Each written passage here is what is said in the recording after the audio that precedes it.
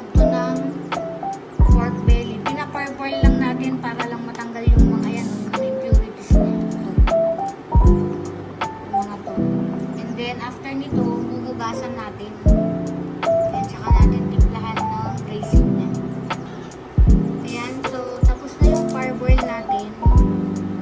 I-rinse ko na to. And then, gawin na natin yung dressing niya. Then, salam na natin. Lagay tayo ng 2 cups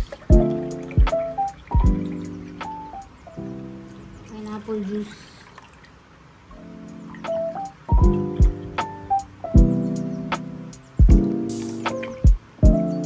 Unsweetened to guys. Unsweetened to guys. Then, lagay tayo ng 1/3 cup ng maanghang na vinegar. Kasi gusto ko medyo maanghang siya. Then, another 1/3 cup nung regular na vinegar. 1/2 cup sugar.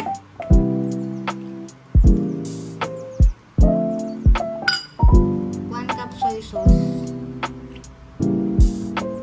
So, stir natin muna. Yung meat, na-parboil ko na and then na-rinse ko na ng maayos. So, wait lang.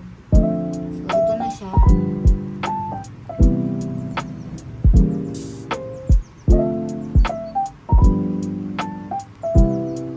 So, lagay muna natin yung meat. Kasi pwede namang nakatayo sana, kaya lang masyado siyang matangkad. So, ibaba na lang natin. Pareho lang naman yun. Tinali ko lang siya guys Ayan o.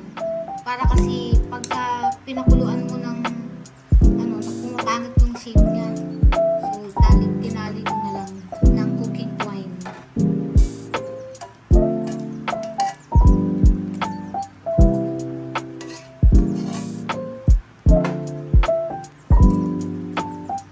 Mas malasa kasi para sa akin yung local na pork kesa yung imported. Kaya mas prefer ko to lagi yung local. So, minsan in-order ko na lang. So, lagay tayo ng garlic. Then, lagay natin yung dressing niya. Pwede yung tikman bago nyo ilagay yung dressing. Tapos, adjust nyo na lang yung kung gaano kaalat or gaano katamis yung gusto nyo. Then, lagay tayo ng laurel leaves, star anise, and peppercorn.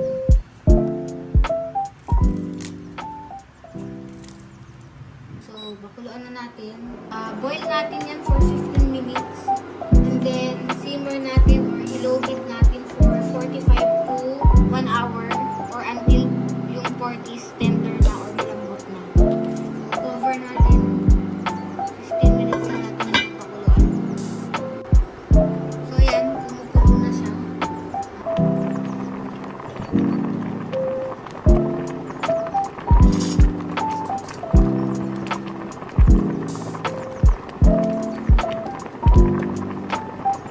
After 15 minutes, takpan na natin siya.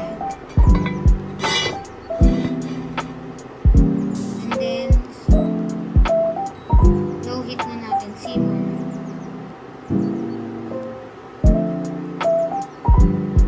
Balikan natin siya after probably 30 minutes para lang ma-flip natin yung mga malalaki para pantay yung pagkalambot niya. So, ayan na. After 50 minutes.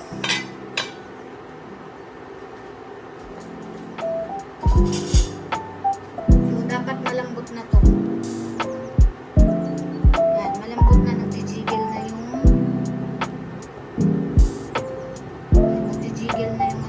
fats niya. Ayan. Actually, ihiwalay na siya. So, plating na natin. Tapos, i-reduce lang natin itong sauce.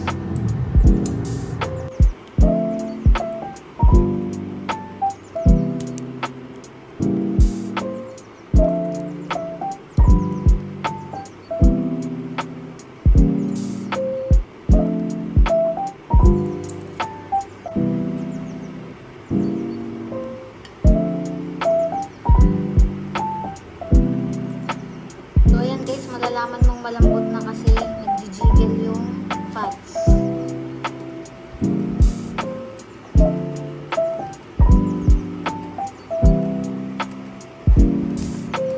Ayan guys, so nag-jiggle na yung fats niya. So ibig sabihin, sakto lang yung